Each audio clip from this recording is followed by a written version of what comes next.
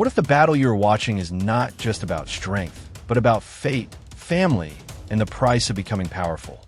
Chapter 17 of Jujutsu Kaisen Modulo doesn't simply raise the stakes. It completely shatters the ceiling.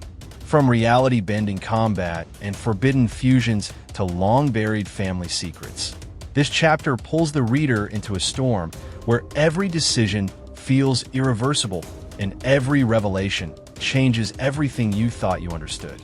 At the center of this chaos stands Sugi, a warrior with nothing but his body, his resolve, and a promise he refuses to break. As Maru's godlike power crushes the battlefield and the truth behind Yuri Okatsu's twisted ambitions begins to surface, one impossible choice ignites a transformation that no one in the Jujutsu world has ever witnessed before. This is not just a fight anymore. It is the moment where destiny collides with sacrifice, and the future of the next generation is decided.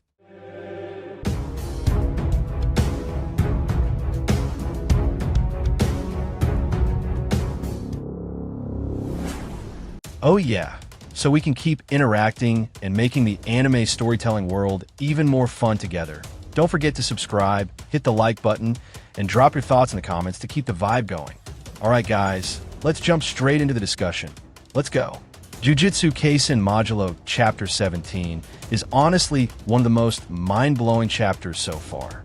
Everything that unfolds in this episode feels intense, emotional, and incredibly well executed. The clash between Sugi and Maru reaches a whole new level of chaos. But the moment that truly steals the spotlight is the long-awaited appearance of Rika.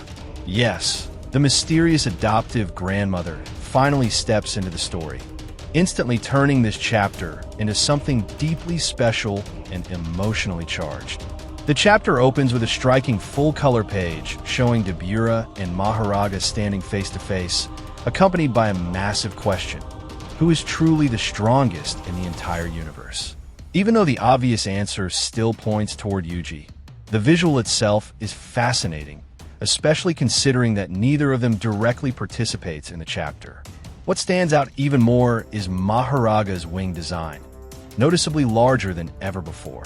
Whether that size has always been there or it foreshadows a major evolution during upcoming battles remains completely open to interpretation. From there, the story shifts into Surugi's childhood memories. He recalls how shortly after Yuka was born, their father suddenly vanished. Ever since then, Sugi had been haunted by curiosity about the kind of person his father truly was, even though his mother and grandparents consistently avoided the subject. Unable to suppress his questions, Sugi secretly searched for information among the extended Goyo family. That's when he learned that his father was an extremely serious, disciplined, and dedicated man, someone often described as being remarkably similar to Yuta'S. Yet those very traits became his greatest burden. Compared to previous generations, he believed their era of Jujutsu sorcerers was far too weak, and that belief slowly eroded his mental stability. A photograph of young Yuta appears, showing an almost uncanny resemblance to Yuta. The story deepens when a household servant reveals that shortly before disappearing, Surugi's father was seen speaking with a scar-covered man wearing a hood, a figure that strongly resembles Yuji Itadori. No one knows what they discussed, but one line the man reportedly said still lingers. It doesn't matter. That statement suggests that while Surugi's father feared the decline of sorcerer strength, Yuji may have viewed the peaceful state of the world as proof that overwhelming power was no longer necessary. This leads Sugi to confront a painful realization. Why did his father disappear after Yuka's birth and not after his own? The answer, he believes, lies in the presence of cursed techniques between them. When Yuka was born with a technique, their father likely felt his role was complete.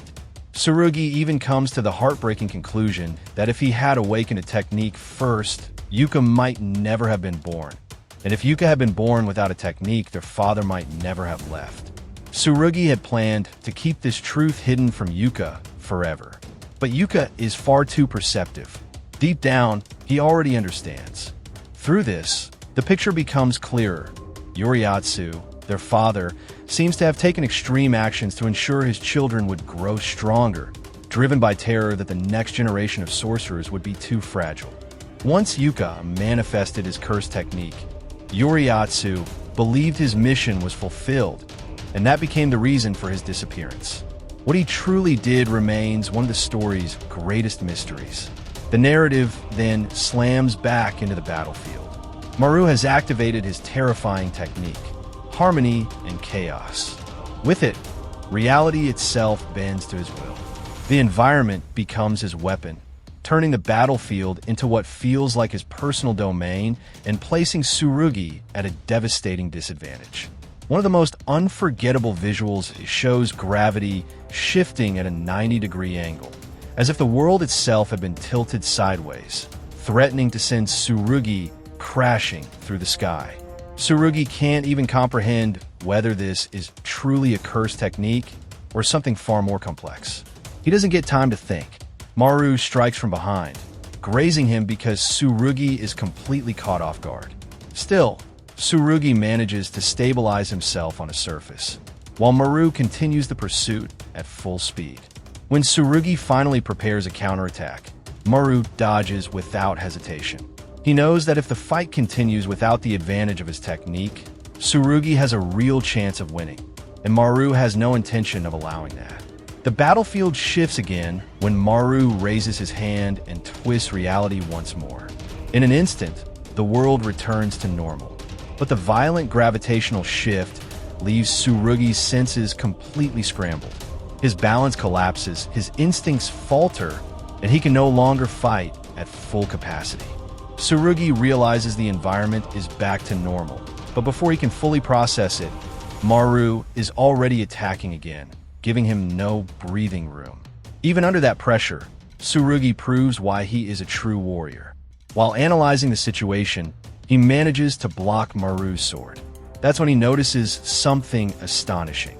Maru's blade has split into two halves, with Tsurugi's sword perfectly wedged between them. Using that opening, Tsurugi twists his body, generating powerful torque that breaks Maru's grip and steals his weapon. A brilliant maneuver. Unfortunately, in the chaos, Tsurugi loses his own sword as well. Maru wastes no time. He strikes Tsurugi directly and immediately reactivates his technique, once again throwing his opponent's balance into complete disorder. The two of them appear to fall toward the sky itself, reinforcing the fact that total control of the battle now belongs to Maru. With absolute dominance, Maru speaks coldly. "I could have ended this a long time ago." Tsurugi, his body battered and bleeding, responds quietly. "Maybe." Then, with unshakable resolve, he adds, "But if there's even a 1% chance to save Yuka, I'll risk everything." Everything. Maru studies him for a moment before replying. "Suit yourself." Since Tsurugi refuses to surrender, Maru chooses the most brutal way to finish it. He unleashes a devastating blow into Tsurugi's already shattered body, sending him flying through the air and crashing into a building. And yet, Maru is still not finished. After that, Maru lifts several cars into the air at once, proving that his abilities go far beyond warping reality. He also possesses terrifying telekinetic power. At this point, the word overpowered doesn't even begin to describe him. With a cold, oppressive aura and a heavy expression, Maru hurls every single car toward the building where Tsurugi was thrown. The structure collapses completely. Even though Maru clearly doesn't enjoy ending things this way, he knows there is no other choice. And yet, somehow, within that mountain of destruction, Tsurugi is still alive, barely standing at the very edge of death. In that broken state, we hear his inner voice. If someone is born with greatness and dies in glory, maybe that's something worth praising. But I can't accept that. Even if someone lives an ordinary life, even as a lazy nobody, as long as their life and their existence still remain somewhere in this world, that is enough for me. The moment that resolve surfaces, Rika's ring begins to glow. Tsurugi briefly thinks he is hearing his grandfather's voice, but he is wrong. A presence emerges and says, "Wow, this is really pathetic. You truly resemble that woman." But since this is Yuta'S request, I'll help you. You just have to say the words. I accept. Tsurugi hesitates and asks, and you're certain they'll let us win? Rika responds casually. That's a stupid question. Without any more doubt, Tsurugi declares, I accept. Maru's expression immediately changes. From Tsurugi's position, something unknown begins to manifest.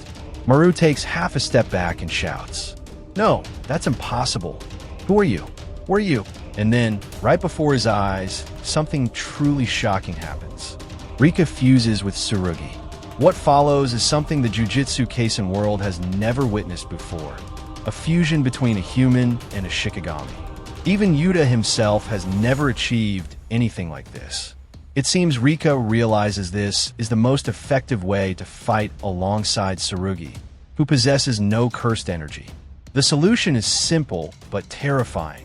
Use Tsurugi's already powerful physical body and amplify it to extreme levels with Rika's own energy. Within their merged form, Rika casually asks, So, who exactly are you anyway? But before the conversation can continue, Maru is already standing right in front of them. A devastating punch crashes into Maru's face with overwhelming force. The battle is finally balanced again. This fusion is not a perfect merge. Tsurugi and Rika can still speak to each other within that form. Tsurugi says firmly, Thank you for helping, but stop talking so recklessly. Rika snaps back in irritation. Ugh, you're so annoying. I'm telling Yuta about this when I see him in heaven. Tsurugi replies dryly. You really think you're the type that goes to heaven? That only makes Rika angrier. Now you've seriously pissed me off. The chapter closes with Maru barely managing to withstand the combined assault of Tsurugi and Rika, and that alone is enough to show that the direction of the battle has completely changed.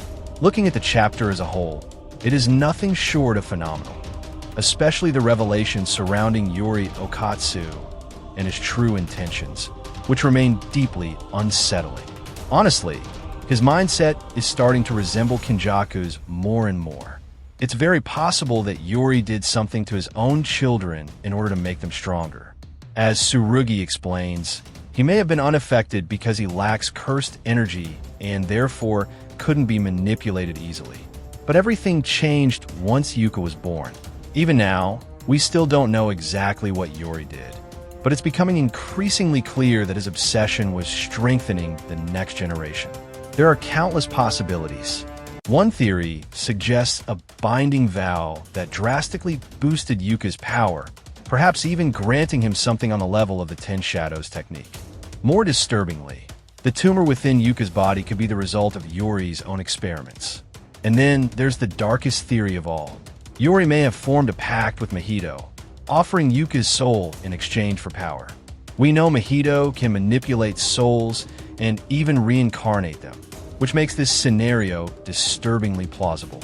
Especially when we remember that Mahito previously encountered Tsurugi and stated that Tsurugi was not the person he was looking for. The real target may have always been Yuka. If Yuji truly refused to support Yuri's plans, then it becomes very likely that Yuri turned to a malevolent entity like Mahito instead. All the pieces are slowly coming together, and it's becoming obvious that something extremely dark occurred within this family. The parallels with Kenjaku grow even more suspicious. We know Yuta once had connections to Kenjaku's techniques, so it wouldn't be surprising if Kenjaku were somehow involved in the fate, or even the body, of Yuta's children. There's simply too many unanswered questions, and it feels like a massive revelation is right around the corner. Still, the core of this chapter remains the clash between Maru and Tsurugi. At first, with Maru's near-domain level technique, Tsurugi had absolutely no chance. Maru was simply too powerful. But now, with Rika's arrival, the rules of the fight have completely changed. Their fusion is extraordinary and perfectly complements Tsurugi's pure physical combat style. If Rika were to merge with Yuka instead, the outcome could be entirely different, possibly even tied directly to the Ten Shadows or helping Yuka finally control it. Whatever the case, what we just witnessed is absolute madness. Honestly, I didn't have high expectations for this battle at first, but now, It has become one of the most exciting fights in the series so far. Thank you so much for sticking with the story till the end. If you have any questions, feel free to write them down in the comments section below. Thanks again for watching, and see you in the next one.